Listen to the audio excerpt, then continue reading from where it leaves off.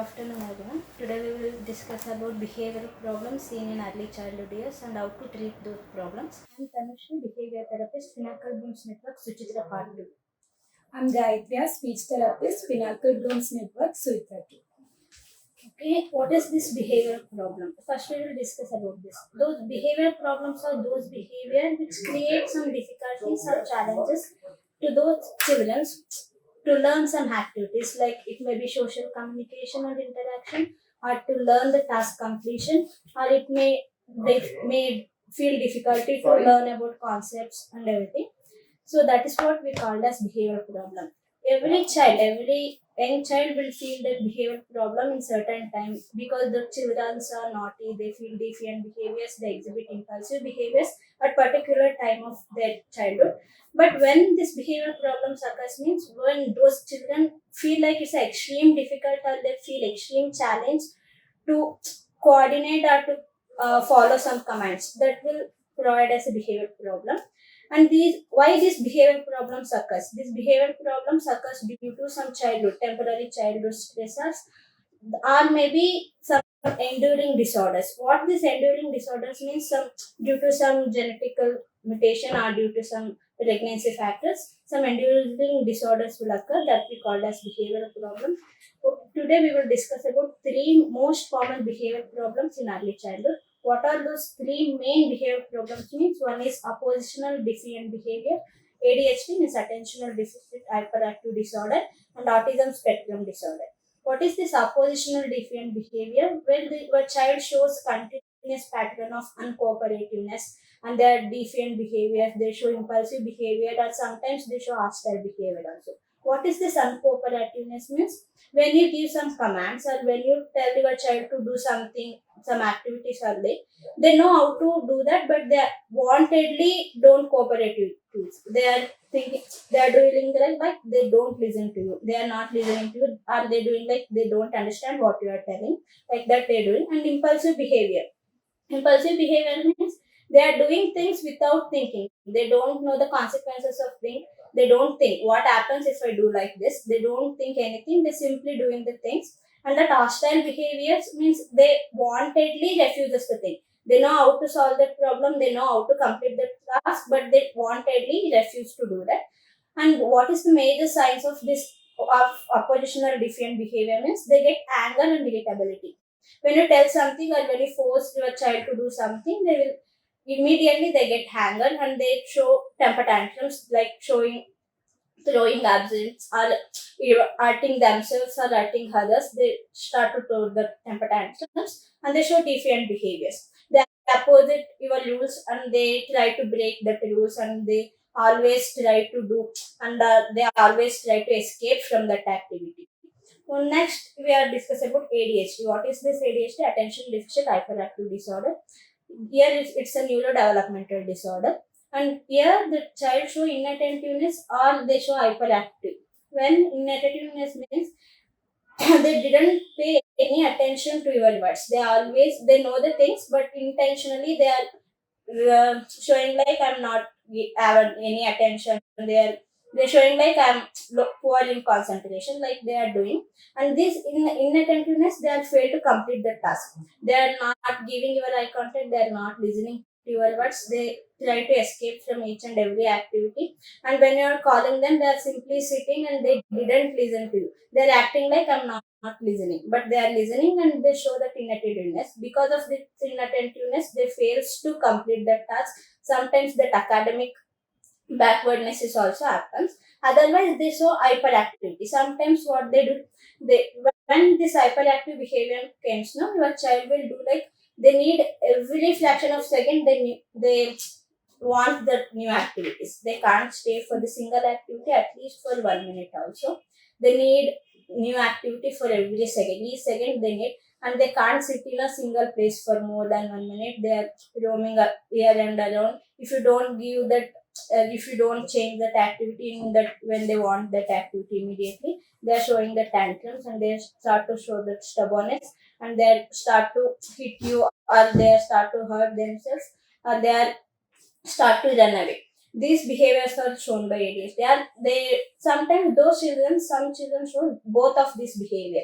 When they wanted, they'll do everything nicely. When they wanted, they'll do hyperactiveness.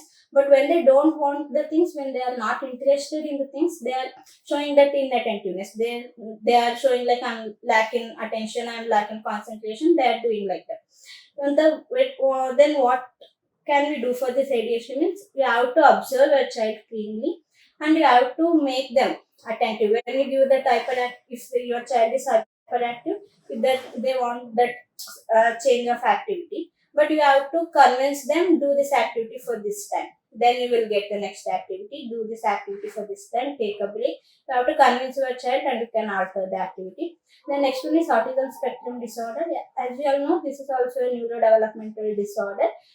Why this autism spectrum disorder occurs means some structural and functional difference in the brain. The children got this ADHD. Then what are there are three main signs in ADHD. One is social communication. They are lacking social communication and interaction, and they have narrow interest and some repetitive behavior. What is this lack of social communication and interaction means? They don't want to mingle with other children. They don't want to talk with other children. They don't want to stay in the group of people. When there is a group of people, they always want to drag themselves from the group. They don't want to go in group and they don't know how to play in the group. If there is a group of children, they don't know how to go there, how to make them as a friends or how to play with them. That group playing and they avoid that group playing also, and they always try to play split and play. That alone play, they always want to play alone. They don't want to share things with others. Their things is theirs only. Those kind of behaviors they show in there.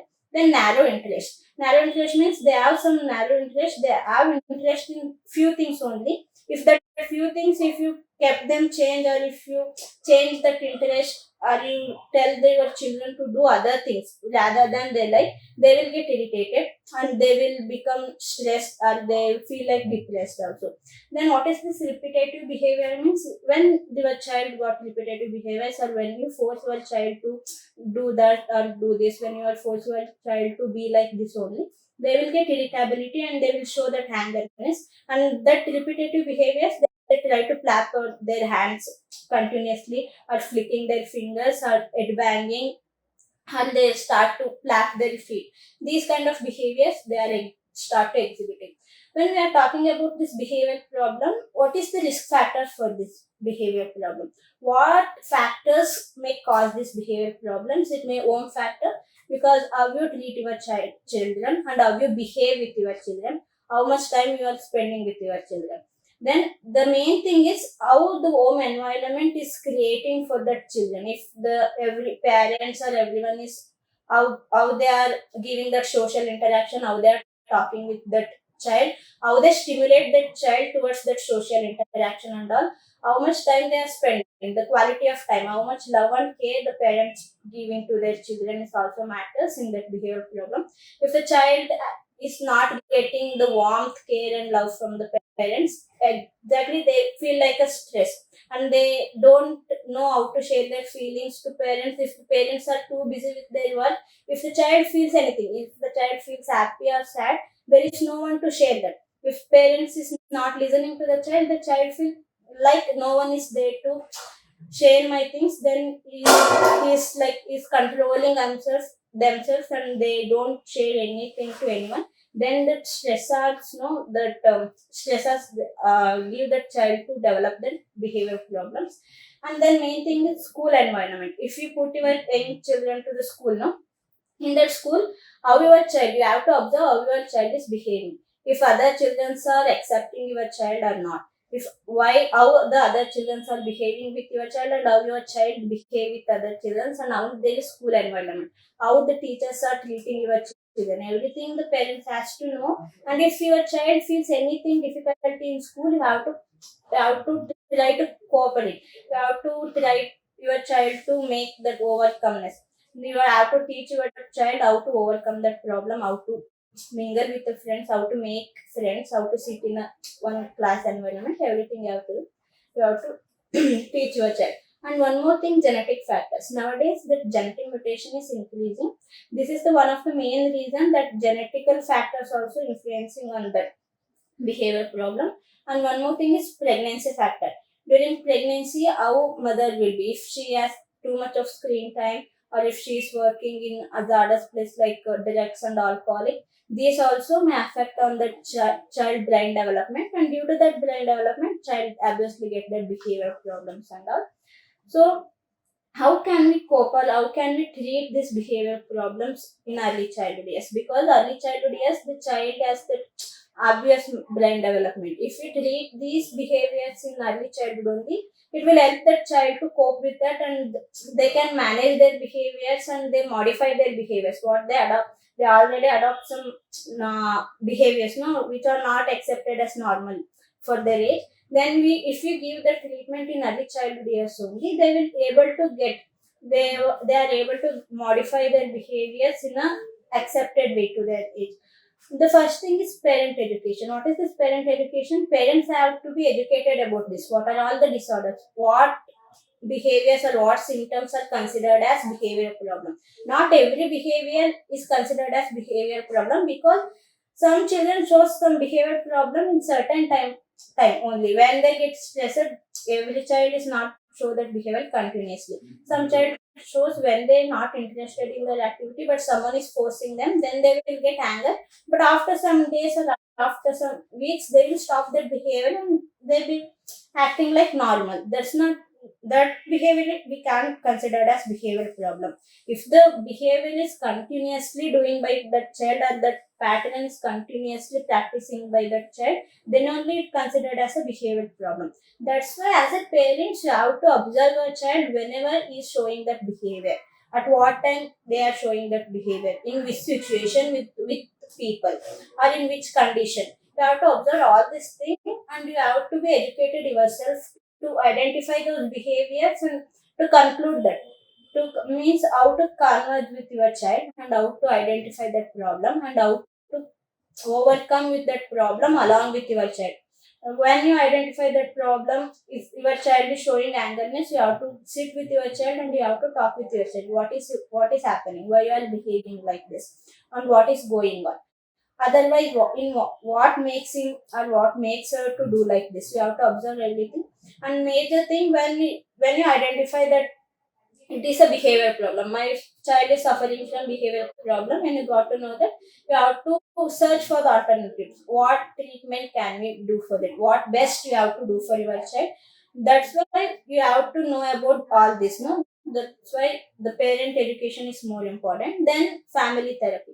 What is this family therapy? Not only parents, the whole family members has to know how to cooperate with that child. If the child is suffering from behavioral problems, not only parents, the overall family members have to cooperate it, and they all know that how to treat that child, how to encourage that child when he get fails in certain activity, or when he not able to complete some task, how to cooperate, how to encourage that child, or how to support that child in that situation.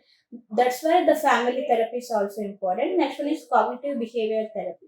What this cognitive behavior therapy do? This cognitive behavior therapy, therapists are working for child, and they are doing for the child's empowerment. No? In there, they will teach how to complete the task, that concepts and everything. Or they teach the child what is the good manners or what is bad manners, how to develop a good behavior. They thought, and they are change their, they're trying to learn how that child thinking is working. They get to know, and they help that child to increase their behaviors like in a good manners, like what that child has to do. When it give a activity, how that child has to complete that activity in a hard and nice way, not in random way. How the child has to complete that activity or not, and they try to thought that child what is the behavior, how you have to think, and how you have to behave in certain situation, in certain peoples, or with certain environment. Like they teach how you have to behave with your parents, how you have to behave with your friends, how you have to behave in that school environment, how you have to behave in that play environment. Everything they are trying to teach to that child. Then that what it helps means, when that child is day by day increasing its that improvements we can observe. Like if your child is not have eye contact, they will give some activities regarding that eye contact, that name calling response, and they mingle. They try to mingle your child with other group, and they helps your child to learn that social communication and interaction. Overall, that social skills they try to teach your child. Then what this is? Then next one is social training. What is the social training? When you that social training. Why this is important means the child has to learn to mingle in a social environment.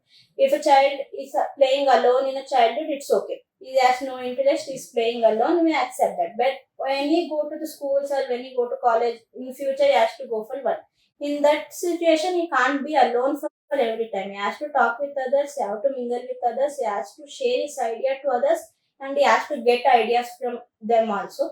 That's why the social training is most important. What is the social training teach to those children means the thought how to behave in every situation, how to treat people, like how to treat your younger one, how to behave with your friends, how to behave with your elder one, how to behave with your parents. Everything the social training teaches your child, and it will improve your child social communication and social interaction skills.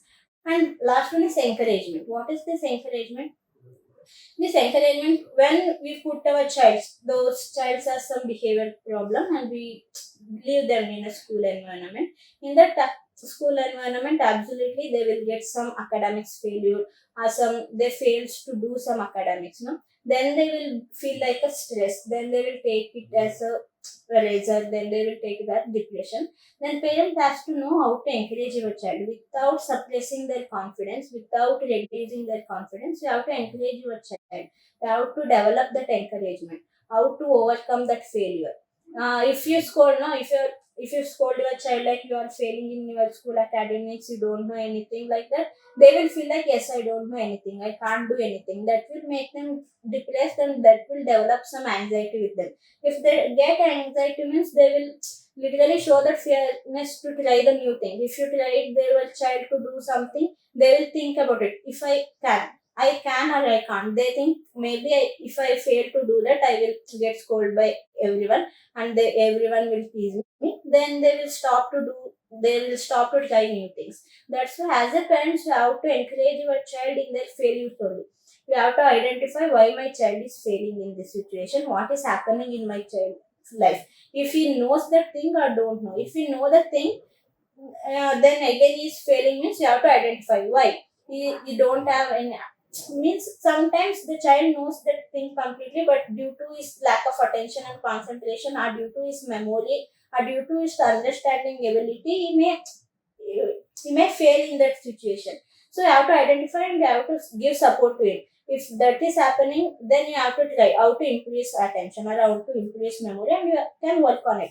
Otherwise, if your child is don't know that topic and is getting famous, then try to learn how to teach that concept to your child, and find that alternatives way and teach your child, and absolutely they become masters in that. That's why they need encouragement only. So when your child fails to do something or anything, just encourage your child and build some rapport with them and understand what is going on in your child life and do better for them. And main thing we do that behavior problem, when it comes to behavior problem, we consider that main thing is that major eye contact or name calling response, that social skills, and some repetitive behaviors we considered. When you observe that these behaviors, no, it's continuous, not in a 1 day, 2 day, or some if they do it in randomly. If they show that behaviors continuously, try to understand how they are, why they are behaving like. If they are not interested or they are interested and they wanted to do, try to understand their situation and make it possible to teach your children to share the things because of they are feeling. If they share things what they are feeling in that particular situation or with particular people, then you get to know, or you are easily identify that situation. That's why communicate with your child very well and try to understand your child completely, and may the thing don't compare your child with anyone. If you compare that my children is not doing that but others can do this, then they will get okay, if I do anything right or wrong my parents will compare it. That comparison make your child more stress, and lead them to the depression. Then they will, if they have any wish also, they didn't want to share with you, because they think if I share that thing means they will compare me with other one, they will compare with others, that then they don't like that thought. That why don't compare your child, that appreciate. If your child do anything good, just appreciate. If your child do anything wrong, just tell them this is the wrong thing, don't do like this. Correct them instead of punishing them a lot. Just correct them and give them support.